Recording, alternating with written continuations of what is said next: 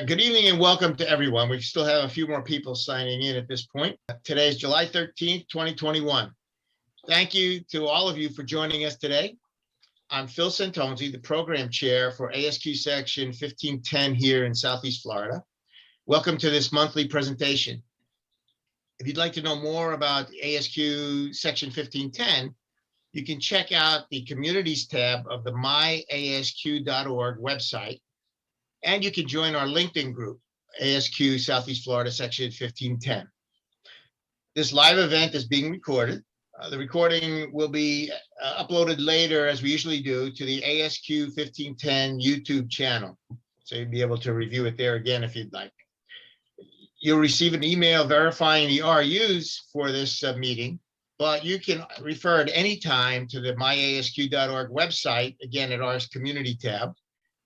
And you can find in the files link there all the previous meeting validations. So if you're missing anything, you can check that and pick it up.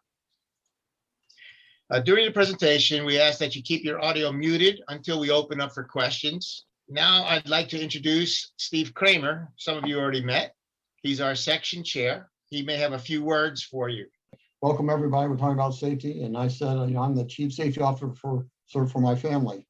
So I guess all of us are personally safety officers, so we need to take all this and make it very personal if we ever hope to make it in our job. So I'm looking forward to Brian and his words are so nice, and it's great to see you all. Welcome. Thanks, Steve. I have a couple of announcements, just a couple of notes. We're always looking for new membership in the board. And if anybody's interested, keep an eye out. Next month, we will be soliciting again. And if you're interested, just to express your interest, and we can talk to you about that and see what your interests are specifically about joining in the board. Okay, and one other note is we're looking for ASQ instructors for ASQ training. And if you do have any interest in that, please let us know. Bob Lloyd is our education chair, and you can contact any of us, but he will eventually contact you back to talk with you about that. Well, now we'll get into our program. And we'll introduce our speaker and his presentation, Getting to Zero, Safety Culture or Safety Climate. Dr. Brian Warrick, Program Director of USF Safety Florida Consultation Program at the College of Public Health, in his current role, leads efforts to aid Florida employers in developing effective health and safety programs to the benefit of the employee workplace and bringing safety and health consultation services to small, high-hazard, private sector employers in Florida.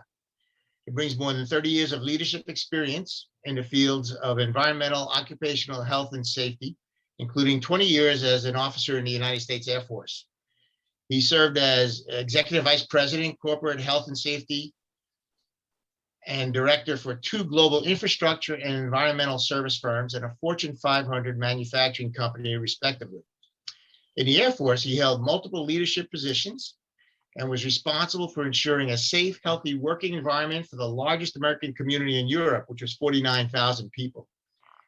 He led worldwide ES&H teams, providing significant technical oversight for $26 million cleanup technology to the highly toxic chemical weapons destruction operations. Pretty interesting. He was hand-selected by the Air Force Surgeon General's office to develop the U.S. Air Force policy on hazmat response. Dr. Warrick earned his PhD degree in organizational management and an MS degree in environmental science. He's a board-certified safety professional, a CSP, and industrial hygienist, CIH, and past president of the West Florida chapter of the American Society of Safety Engineers. He is a trainer, a published author, and an advisory board member to the Sunshine Education and Research Center at University of South Florida. Brian and his wife currently live in Ocala and have 2 grown daughters away for university studies. So in his presentation tonight, Getting to Zero, Safety Culture or Safety Climate, you'll hear Brian begin with an introduction of USF's Safety Florida Consultation Program. He will also provide understanding of the relationship between a safety culture and safety climate and the prospect of getting to zero injuries and illnesses. He will discuss the various stages of a safety culture development with concrete examples of its characterization, along with a general overview of how we've approached safety over the years. Lastly, Brian will look at practical deliverables based on his own personal experience on what companies can do to get to zero injuries. These center around management commitment, employee participation, and the implementation of a management system. So join me in welcoming Brian. Thank you, Phil, for the invite, and also thanks for the networking opportunity. My name is Brian Warrick. What you just described as the presentation, Phil, will take 2-3 hours. So I'm gonna condense it somewhat. There are 2 key takeaways from the program I'd like to stress.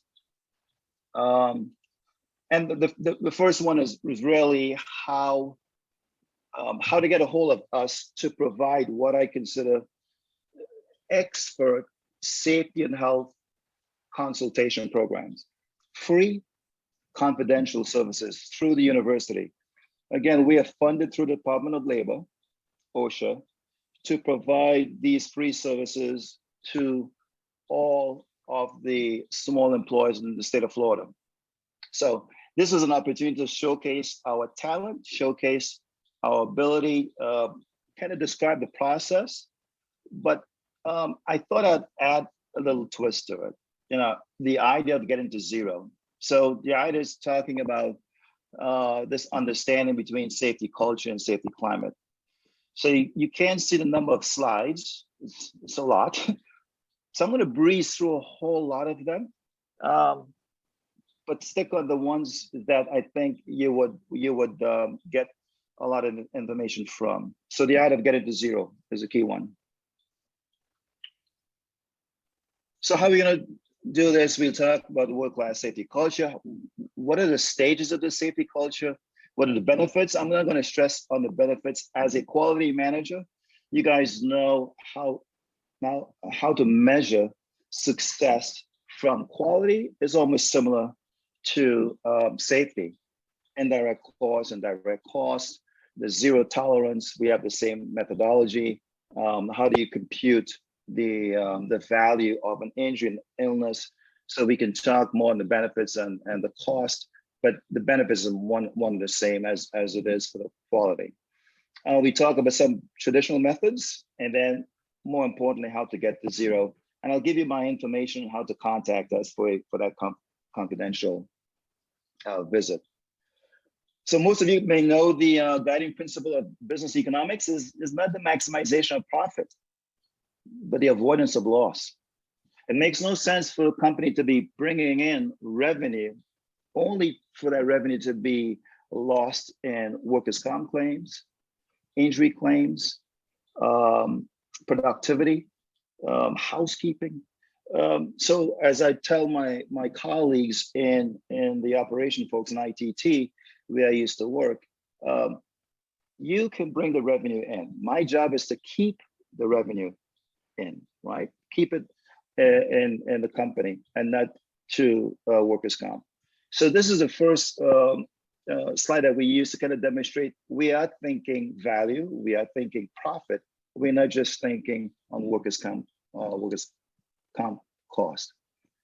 So how do you get to world-class? And this world-class safety culture, I bring this up because when I first interviewed for my job at ITT, right after leaving the Air Force, the president of that division asked me, if I have any questions. My question was, how do you measure success?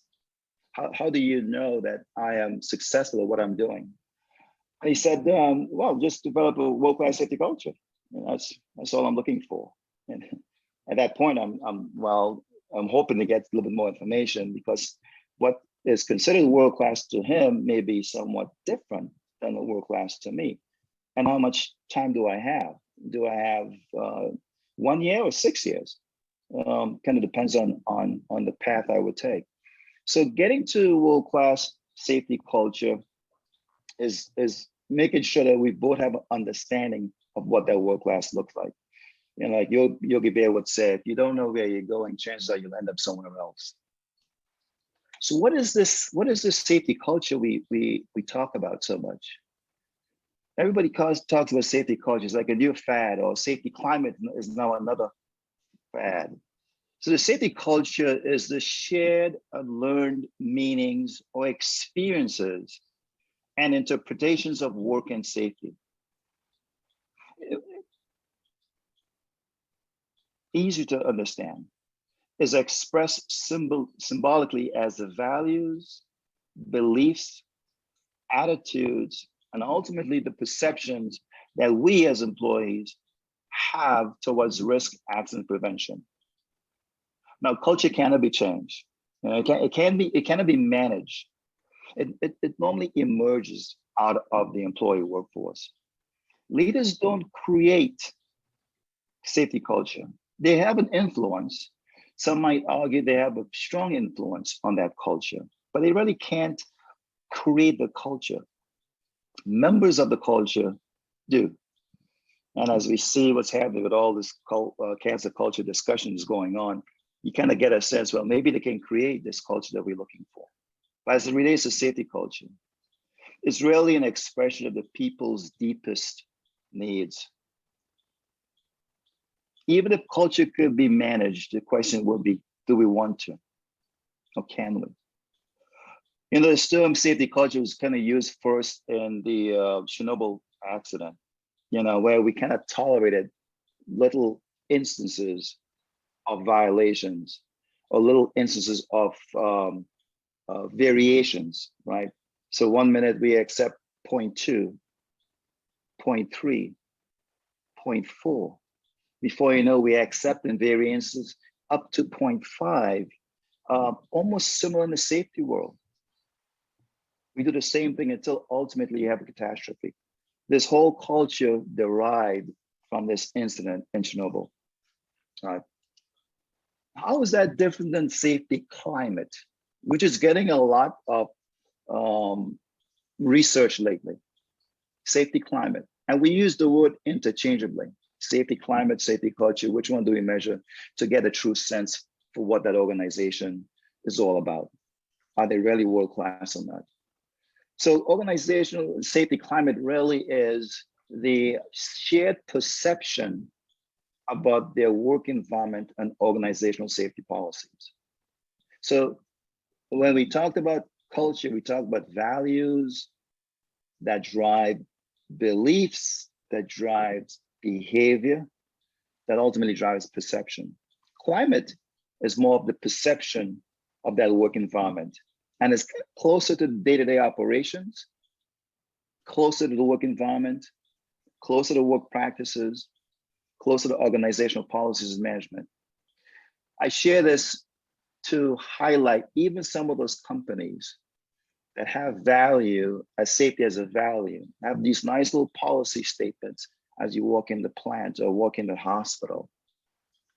Is the safety climate, the interaction with the supervisors, the interaction with the workers, the interaction with the leaders that really gives them a sense of what safety is like in that company, right? So the idea is, okay, if that leader or individual doesn't comply with the policies, doesn't comply with the SOPs, doesn't comply with the safety practices, then that's the culture will emerge from that organization.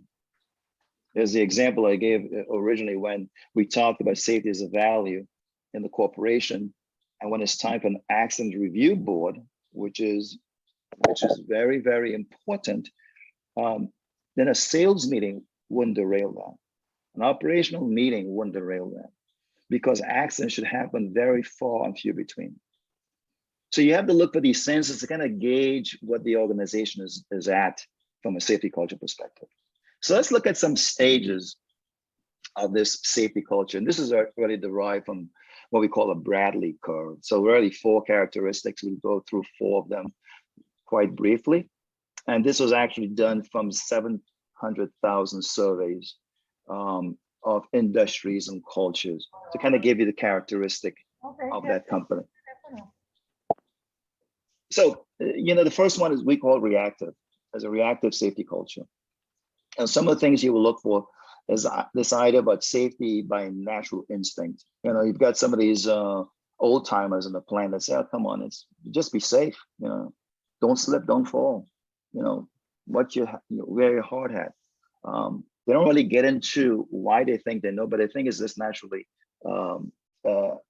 easy for a safety professional to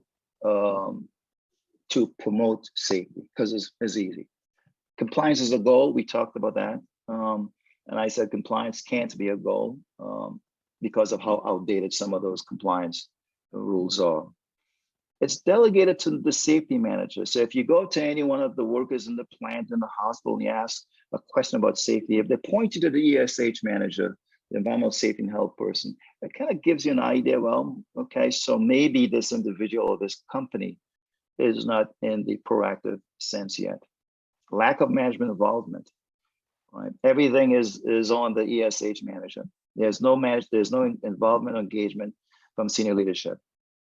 And accident is acceptable. And as part of doing business, there's a reason why in building the Hoover Dam, if we needed 100 workers, we employed 110 because we knew we were going to kill 10. 10 was going to die. So it was a cost of doing business that was acceptable at that time. That's the characteristic of a reactive safety culture.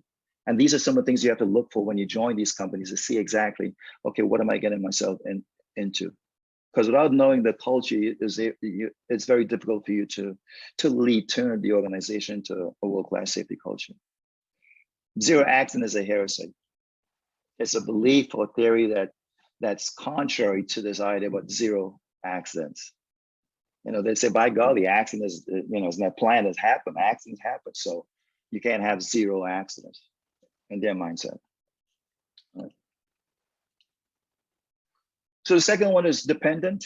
This one has all of the rule makings that you would expect to find in what we call this Fortune 500 companies. They have good management commitment. They've got a condition of employment. Hey, you better be safe on the job all the time or you'll be fired. They've got good disciplinary action. They've got rules, procedures. They've got supervisory control, and they've got good training.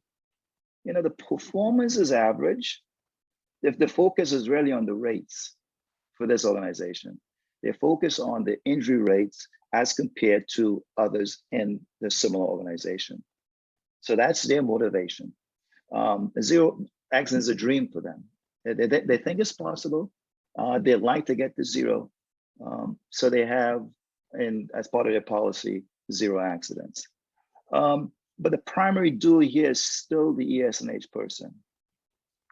It's still the ES&H person. And the other thing is they try to make the workplace idiot-proof, meaning that they try to remove every safety and health risk in the job. And there's not enough resources in the world that can do that. So you really can't rely on just the ESH person, but try to rule out the engineer all the safety out of the job or task. The next part of the curve is independent. So here we are getting to the individual who understands and values safety. This person is part of this organization who doesn't need to be motivated or coerced about safety. He understands the true value of safety. And in this organization, performance is above average. When I worked for ITT, that same company I was talking about who did the interview, our accident was, we had what I call the independent safety culture. Performance is better than our contemporaries. Safety was an opportunity. When we had injuries, we learned from it. It was an opportunity to see how we can do better. Injuries are mostly reported, even the small ones. And that's what you need. You need to get all the small ones reported, all of the near miss reported, so you know exactly where the trend is. This predictive analytics. If we know we're having the same type of injuries or near misses at a certain location, at a certain time, in a certain department, we're able to lead, turn, and see how we might be able to circumvent or intervene on that workspace. So the focus is really on involvement. And as you can tell, the injury rate is going down as the culture curve is leading to the right. Last but not least is this independent one, right? Independent. This is where you have others caring for others, right? Have you ever gone into a plant where you saw a worker actually reaching out to another worker and reminding them, hey, don't forget your eyeglasses, or don't forget your hearing protection. He's actually reaching out for others. If they go beyond caring for themselves. In this case, the zero accident is more of a choice than anything else. The other thing to look for, and I had a plant in Mexico, Nogales, Mexico, where it didn't matter who the individual was. It could be me as the ESA director, it could be the plant president, it could be the president of the company. If that person wasn't wearing the proper PPE, that person knew he had the authority to say, you're forgetting your ear protection, or you can't walk there, you gotta stay between this line, or you're too close to this machine currently. And that's the kind of culture you're looking for. And this is what's called the world-class safety culture. You know, constructive feedback, management system in place, everyone is involved, and you're involved with the behavior-based safety as well. Performances of global world-class statistics. So, you know, those are not only above average, they're normally the leading individuals, the leading companies as it relates to safety. So we can look at this rate as from reactive to proactive. Again, we all look at characteristic, natural instinct, supervision, self, teams. The other thing we can highlight as well is this idea of safety is being done to the people. That's our first reactive. We call that pathological, you know, it's like, who cares as long as we're not caught type of mentality. Yeah, as long as I'm not caught, you know, we're fine. Don't be giving us any more work, right? Safety is done for the people. That's the reactive stance. Still, the ESH person is doing most of the heavy lifting as it comes to safety. And then we got safety is done with the people. You know, and here, you know, some people are making a calculation. We have systems in place to manage all the hazards, and therefore we should be okay, right? We should be okay. And self is that again, that proactive stance, you know, safety leadership, the values drive continuous improvement. That person has a internal value of safety. He knows the value of safety, not from an economic standpoint, but from a personal standpoint, and is able to share that with the rest of the team. And when he shares that with the rest of the team, you find safety is done by the people, interdependent. So reactive to dependent to independent to interdependent. And you want to get to that safety is done by the people. Shouldn't be the ESH manager or the safety professional or the quality manager. You know, when I took on this role as a safety consultant for USF or OSHA, one of the things that is new to me is the fact that I used to work for one company. I'm able to see that culture line or that trend line, the KPIs go down. In my new role, we go into a company, we tell them exactly what they need to do. We share that management system with them. They have to fix the things that we identify, and we walk out. We may not see that client again for another year and a half, and that takes a while to get used to in this role, but we do it anyway. So here again, the traditional methods, you know, we believe stuff just happens. Near misses are just part of the system. And the conditions causes accident. But if you do a deep dive or do a root cause analysis, you'll find out that sometimes It's the behavior that caused the accident. You know, we investigate selected accidents, hoping that it will improve safety. So just don't investigate this one, investigate that one because it crosses a certain threshold, not knowing that we could probably learn something from the lower one as well. And employees are always at fault. Every time you see a root cause analysis, you know, it always seems like the trainer or the training is deficient, or the person needs to be disciplined. Not looking upstream or the 5 whys and saying, well, maybe production is too fast. Maybe during this COVID time, we need to be more laxed on the time off, or maybe more lax on remote work. It's not always about the employee training or being disciplined. And if we believe that, then we tend to enforce rules, more rules to improve safety. If we believe that, we think that when accident rates are low, the program is working well. And in reality, they just may be lucky. They may just be lucky instead. If we believe that, then we believe PP is the only solution for all safety issues, and we make excuses for accidents. You know, this idea about hiring 10% more just so that we can account for the accidents.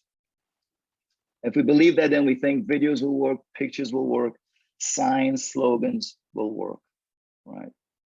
And they do, to a certain degree. They do send a message to a certain degree.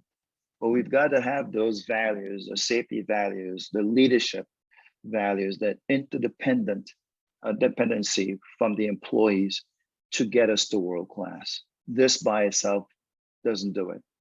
How many of you have gone to the plant and the first thing you see is 16 days without an injury, 100 days without an injury, 1,000 days without an injury? And you wonder, boy, that's a lot of pressure on that person who's going to have an injury. And he may not, he's not going to report the injury because there's so much pressure on him as it gets longer and longer, right? So if we believe that, then we tend to measure safety performance using lagging indicators. You know, this has been a problem for the safety profession for quite some time. You know, we measure our performance based on how many people we've injured last month or last week or last year. It's never a measurement of how we see ourselves going forward. It's never a measurement of how many near misses. It's never a measurement of how much training we're doing. It's always a measurement when they compare us, how we did last month. What's my rate? 2.0, 1.0? How many lost work days do I have? And the other thing is we plan for injuries. When I work for ITT, the corporate guy would call and ask me, well, what's my new rate for let's say 2022? You ended 2021 at 1.0. What's the new rate for 2022? I expect a 10% reduction, so I expect 0.8 or 0.9. And my follow-up question was, so you're planning for us to have an injury? You're actually planning because you're telling me my goal is now 0.9. So you got to be careful what message you're sending to corporate and what message you're sending to your divisions or to your staff or to the company itself. So this is the fallacy in OV10. So I'm not going to talk about the indirect benefits. You guys probably know more about the indirect benefits than I do. Improved morale. A lot of studies talk about high efficiency, higher productivity, and just the cost, the workers' comp cost, the direct cost and indirect cost as well. I mean, the back claim is about $50,000 ergonomic as the direct cost. I'm not talking the indirect cost of supervision, job training, investigation. You know, that's all the indirect costs associated with that one claim of a back injury or carpal tunnel injury that's costing about $50,000. So how do we get there? Well, first thing you have to know is improvement takes time. You know, the culture takes a lot of time. That's why I asked the question, well, how do we get to this world-class safety culture? And how much time do I have? Take small bites. How do you eat an elephant? One bite at a time. One person, one site, one organization at a time. But you must know where the company is at from a safety culture perspective. You must assess whether they're in the reactive stage or proactive stage from a safety culture perspective. And then once you know that, then determine gaps and perform the observation and training. It's more like dynamic approach. You know, some of you guys are doing your red belt or your green belt, Six Sigma testing. So, I mean, these are some of the things that we use in the safety as well. How can we streamline our processes so we don't have injuries and illnesses? What are the gaps that we can fulfill? So there's no magic bullet. This development timeline is simply one of, from I call it a fat perspective. So, you know, back in the 80s, 90s, we were so concerned with safety controls. We want to engineer everything out. So we focus on technology, focus on compliance. And then we get into, in the last 20 years or so, on systems. And I know you guys are more familiar with systems than anything else. The management systems, the ISO 45001, the 18001, the 9001. All of those systems, this plan, do, act, check model, is the ones that we try to promote from a safety perspective because they do work. And last but not least is this idea of culture. So the last 10 years, we've been focusing on the cultural aspect, safety climate, more importantly, this behavior-based safety that you might hear some people talk about. But be careful with behavior-based safety. You know, you've got to have the foundations first before you can start talking behavior-based safety. It's like putting icing on a cake when the cake isn't formed yet. But it goes to the idea of observing other operators to see what they may be doing right or wrong from a safety perspective. And if the culture isn't right for that type of spying or identifying or looking, then it's going to backfire real quick. So you have to have the culture to be able to support that, what we call the behavior-based safety program. So road to zero, quite easily, you've got some immediate things you can do, intermediate level of effort you can do, and then the ultimate level of effort you can do. And the first thing on the immediate front is just the awareness, you know, making sure you have the job safety, health analysis, the GHAs and the JSAs, making sure you have some of the risk controls in place as well. And then you get more bang for the buck with the safety leadership. You know, this idea about this change management, creating the sense of urgency that you've got to do something different from a safety perspective. Don't wait for an urgent event. Don't wait for a catastrophic event. Just espouse how it's important it is to be able to put your arms around safety. And that leadership has got to be able to espouse it. He's got to be able to practice it. And he's got to be able to demonstrate it as well. All right, so that leadership and that awareness is two things that that I had done when I was at ITT to get everyone to think about safety differently. It's not natural instinct. It is more of a value-based type of proposition.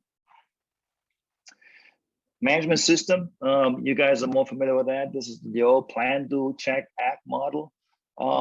We work with a lot of mom and pop operation. So my safety manager is also my quality manager, who's also my HR manager. And it could be my operations manager. Oh, by the way, he's also the CEO of the company. We work with very, very small companies. So the idea of giving them or recommending to them that they develop a safety and health management system would be odd, right? We can talk with some pieces, objectives, and targets and goals, but not all of the components of a management system. But that's the next level of effort. And let's say a hospital setting or a manufacturing setting that has the capacity to do so. And then the next level will be the safety training, making sure we have the right training at the right time for the right person, a training plan, and having some of these safety events and safety campaign delivered to those individuals. And as I mentioned before, this behavioral safety is icing on the cake, but that's after you know for sure what their safety climate or their safety culture is in the company. Because again, it can backfire, and it did to me when I worked for another company, Cardinal. So that was the discussion on safety culture, safety, climate, and getting to zero. I don't know how much time we've got, but I just want to spend 2 minutes on who we are. So we work with small employers. And again, we are sponsored by the Department of Labor, who sends funding to the University of South Florida through a grant, which we have gotten in the last 20 years. And we reach out to clients in the state of Florida to provide them safety and health expertise. We get about $2.5 million a year to do this service, by the way. Our mission is to make the health business profit from safety and to help small business comply with OSHA standards and what I call consensus standards as well. Got more than 150 years of combined experience. So we've got individuals in the north, south, and central region of the state. Most of them are certified industrial hygienists. Some of them are certified safety professionals. We've got expertise in construction, maritime, manufacturing, and agricultural operations. And again, we are positioned in every part of the state of Florida. We actually work from home for the most part. They all work from home. And we've got close to 20 consultants on board. Who we are not. We're not OSHA employees. So what you share with us, stay with us. We don't relay any information to OSHA, except the national office, but that's only by request. The area offices, the region OSHA offices don't have that information, don't get any information from us. We're not maybe an extension of OSHA enforcement, we are not. And can we be used as a shield to OSHA? I hate to say it, but if you involve us first in your consultation program and OSHA walks in the door and you tell them you're working with the USF Safety Florida consultation program, they have to make a U-turn and go back out. This is the kind of shield we're talking about. Once you're working with us, OSHA cannot come into your work site. We always talk about value and what have we done lately? Well, this is the economic value in 2020. $13 million in avoidance of potential OSHA fines, $40 million in regards to lower workers' comp claims, lower direct costs and injuries, 9,800 training opportunities as well. So these are just some of the economic value that we have for the state of Florida. Again, free confidential services. So we help with training, assist employers with creating a safety culture and establishing the safety and health management system. So before I continue, Phil, how much more time do we have? I think we may have crossed the time already, right? No, you could take at least another 10 minutes or so, and then some questions. Yeah. Sure. Okay. I want to be mindful of everyone's time. So this is what we do. We actually go into a workplace. We rack and stack the different organizations by the hazard codes, worst case first. So if they're in construction, they'll probably get more visibility than they would manufacturing. Although now hospitals are getting a lot more visibility, so they tend to be on top of the list as worst case first. So if we get an application from a hospital looking for services, we normally put them on top of the list. These small high hazard operations, when we say small, 250 employees, we can go up to 500 if we have to. More than 500, we are told to limit our scope to employees more than 500 because they should have, full-fledged safety and health professionals to help them with their program. So we are allowed to go to large employers, but OSHA frowns on us providing too much support to too many different large employers. Requesting our service is simple. Just go online on our site, usfsafetyflorida.com, and you can request a free consultation service from us. There is a catch, right? There's no free lunch, as one would say, and that is the employer must correct all of the hazards that we identify in the visit. That's an obligation and responsibility. For you to get this free services from us, every hazard we find, exit signs not in the correct place, emergency doors are locked, no lockout tagout program, you must fix those. And we will give you as much time in the world to get those hazards corrected. In the 20 years that we've had this program, we've only had to refer one company to OSHA. And that's because the company refused to return our calls to validate or verify that the hazards were indeed corrected. And after 2 or 3 months, we have no choice but to refer them. So that's the only obligation you have from as a client. Our consultation process is one that you'd find from OSHA as well. You know, OSHA would do an opening conference. They look at all of your record keeping, your programs, your trend analysis. We look at some of the safety management system and applicable standards. We do a hazard assessment on the workplace, and then we do a closing conference. And this normally takes place in less than a day, maybe 2 days. If we have to do any monitoring for exposure monitoring, it's going to take a little longer than that. A report is provided to you in 20 days or less. And we also do a comparison with the injury rate. So, you know, we talk about the worst class. Again, we compare your injury rate with those of like company to give you a sense of how you're doing in comparison to other companies as well. This Form 33 that you see here is actually the safety and health management system audit tool that we use throughout the entire nation. So if you were going to do a safety and health audit, this is a tool that you can use to audit that system. And these are just some of the services we provide as well: industrial hygiene surveillance. We've got a tool that can write your program for you. It's called Safety Writer. We also got a streaming video library of over 1,000 topics that you can access for free in our streaming video library. So outcome, again, reduce workers' comp claims is what we expect.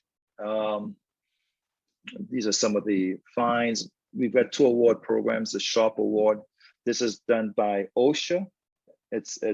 We do recommendation for a company who has done above and beyond their safety requirement.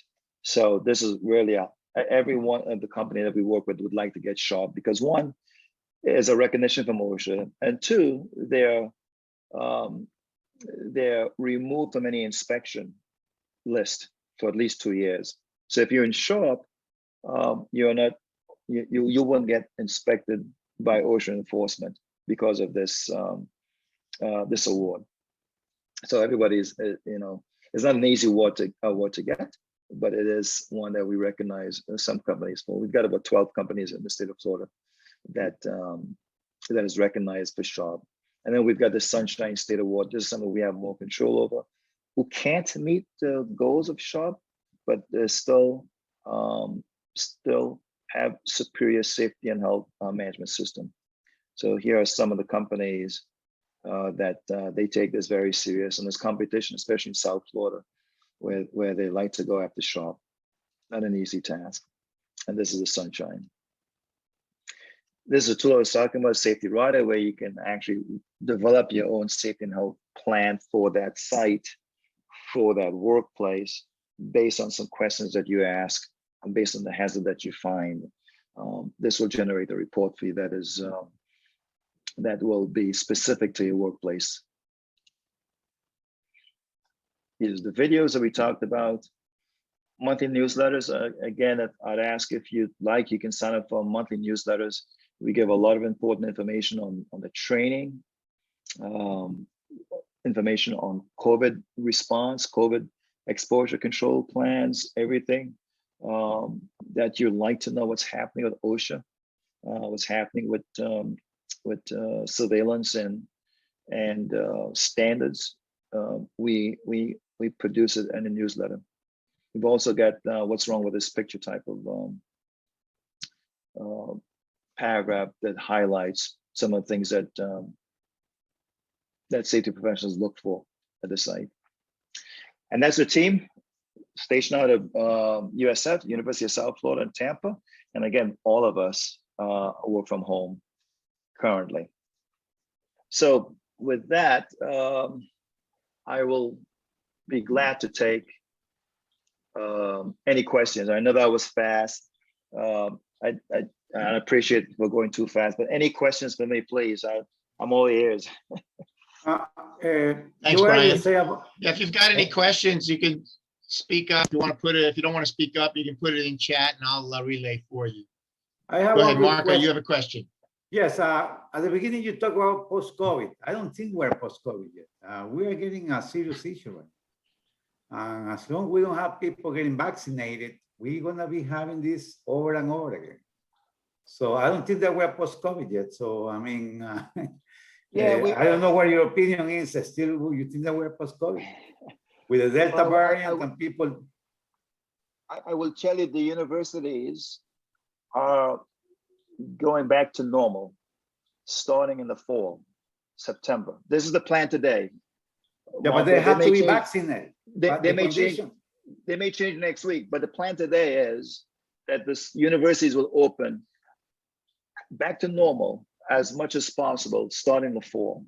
Now, employees may or may not return to work, but they expect the students to come back to it because that's what they're paying for, is the experience to be on campus, right? To have this education, not online, but real person. So today the plan is back to normal. Would that change next week because of the COVID virus? It could. Yeah, but my understanding, they must get vaccinated in order to be able to be admitted at the university. Is that correct or not? Well, we can't ask the question. We can't ask the student, are you vaccinated? We're not allowed to ask that question. Okay. So you know, we've got to go on the old good faith theory, right? That you are vaccinated. Okay.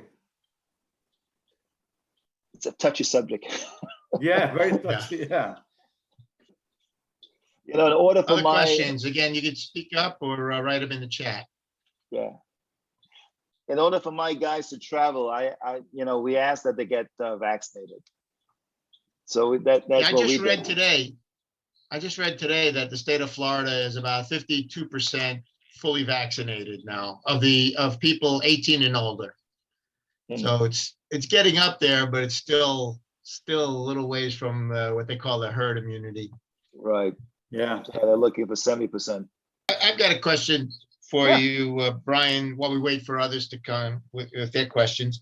Yeah. So most of the companies that I work with as well are small companies.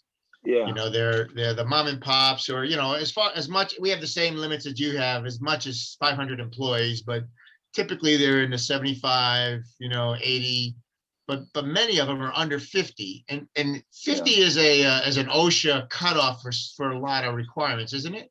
Or is it? Not for us. Most of our companies, most of our clients are less than 25. So no, but I mean the requirements that OSHA puts in place for those smaller companies, are they the same as for the larger companies, or is there a difference because of size? Well, it depends on what we're talking about. If we're talking about reporting injuries, the number is 10. You got more than 10 employees, you have to report, and we consider you now standard operation. So if you have more than 10, and there are some NICS code or some industries that don't have to report because they're low risk. For example, maybe the dental clinic may not have to report injuries. So it depends on what topic we are referring to, would consider that cutoff point. But 10 is the number. Anything above 10, you should have all the programs in place. Okay. I've got another one. How, I guess the Department of Labor or the workers' comp works off of a certain rate to charge the company, right? And then there's a mod rate based on their safety history. Is that correct? Can you talk a little bit about that, please?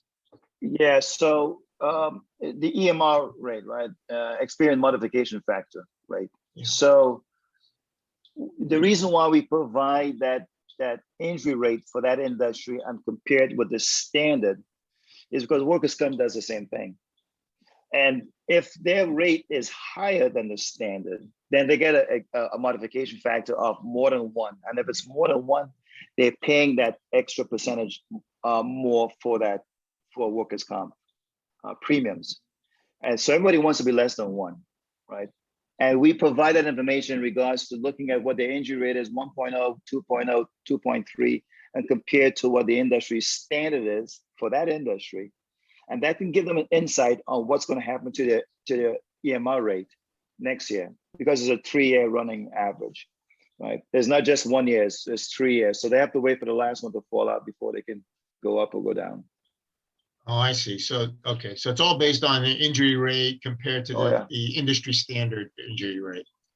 Yeah, if your injury rate is higher than the industry standard, then your modification rate will be more than 1.0. And anything above 1, you're paying that percentage increase. Anything less than 1 is what you're looking for. Okay. Yeah. So is anyone working in a company now where their safety culture is world class? I would say not really. My company, I work for the VA. We're working towards a zero harm, becoming a zero harm facility, which means you want any safety accidents to be zero or close to zero as possible. Well, zero. That's the aim. So I feel based off of what you described here today, we have a pretty robust safety program, patient safety program. Well, we have a combination. Of course, we have patient safety, we have employee health, which would be employee safety, and then we also have the safety division, which is OSHA. So we have a few different parts in that safety umbrella. But as far as patient safety, I know the slogan is zero harm. Like you said, they've come out with the posters, they come out with the campaign, they've come out with education in that, as well as HFEMA. So there's a lot of training. I don't think we're at that individual level. I feel like right now we may be at that supervisional level.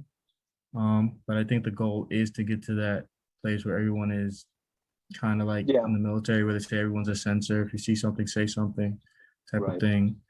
But I've read that some people believe that it's impossible to get to zero harm. But I think usually the caveat is get as close to zero as possible, even if you can't get exactly to zero. Yeah, you got to be careful with the nomenclature. A road to zero, path to zero. I remember we had 0 accidents in ITT. At the first week in January, we had an accident. So I wondered, well, you know, what does that do to our tagline, 0 injuries? You know, we already had 2 injuries in the first week of January. So, you know, one of the things you've got to be careful with is to make sure that the tagline is still ambitious, is still motivating in a sense that, okay, it's getting to zero. It was the new one that we actually went to, as opposed to just the zero harm itself. Because to be honest, that might be difficult. Zero. It's not easy. But the idea of getting to zero is not impossible. So we're trying to be a high reliability organization with zero harm. And I know it's an ambitious tagline. Basically, we want to be like the airlines with their checklists, and the point to that it's a systematic process, that safety is always at the forefront.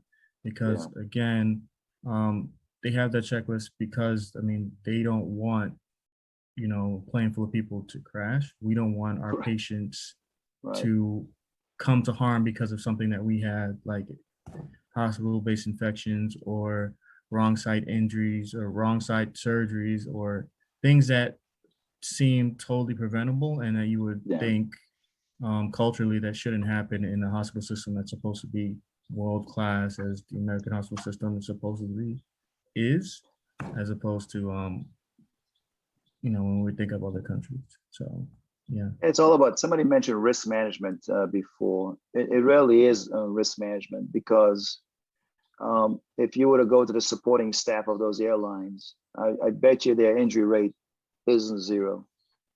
I bet you their accident rate or the near miss rate is a lot higher than those in the cockpit. So, it depends on where you put all your risk and where you put all the resources to manage and mitigate that risk. Oftentimes we use near miss rates as kind of a measure that we're doing good. Like our system is working because an accident didn't happen. I mean, I don't know how else you can tell if something was prevented except through like a near miss incident where the system worked, but it could work a little better, because a prevented accident, prevented something that didn't happen, it wouldn't even be on your radar. So it's hard to actually measure prevention. But that's a good metric to keep, though, as a leading indicator, is that near miss data. I mean, one of the things you want to do is that predictive analytics. You want to be able to predict where that next injury is coming from before it happens. And the near miss data and the training data is a good KPI to manage. The old days of managing injury rates, and we just can't get out of it, unfortunately. It still happens. But the near miss rate is probably one of the better ones to manage. I was going to say that there are some metrics that, have a benchmarks like fall rate and say a community living center or like mislabeled specimen or things of that nature. Yeah. But that's, like you said, reactive instead of proactive or preventative, forward looking. So yeah, I think we're on the right track as far as the safety and risk management section of it. Well, the idea was to provide you with a sense of these characteristics of different cultures. So now that you have that tool, you can kind of gauge where you are with the company.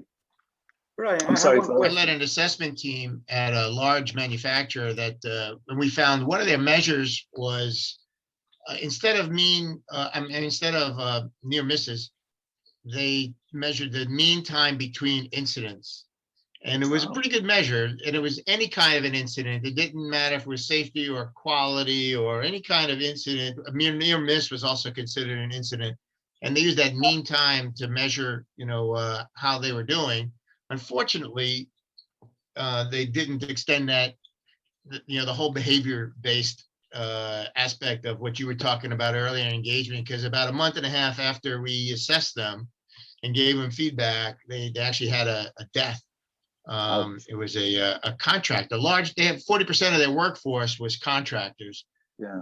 And they focused safety on the workforce, the full-time employed workforce, but not really on the contractors. And unfortunately, that's where they suffered, and that's where the contractor suffered and was injured.